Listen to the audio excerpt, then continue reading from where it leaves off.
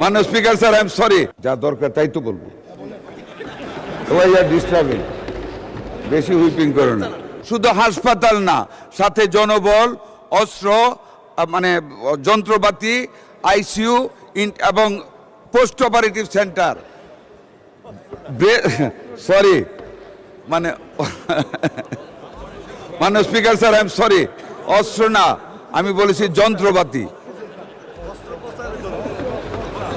আরে মাননীয় স্পিকার, অস্ত্র পাচারের জন্য যন্ত্রপাতি, এমনকি মাদার ব্রেস্ট ফিডিং কর্নারের পর্যন্ত প্রস্তাবনা রাখা হয়েছে। আমাদের মাননীয় প্রধানমন্ত্রী সেটা করেছেন।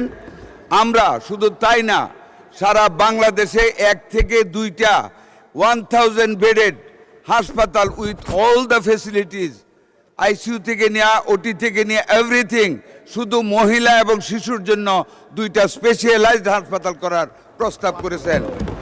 আরও 15 থেকে 20টা 1000 বেডেড হাসপাতালের প্রস্তাব রয়েছে, তার মধ্যে 5-6টির সম্মতি মাননীয় প্রধানমন্ত্রী দিয়েছেন। মাননীয়, যা দরকার তাই তো বলবো। ডিস্টার্বিং, বেশি হুইপিং করো না।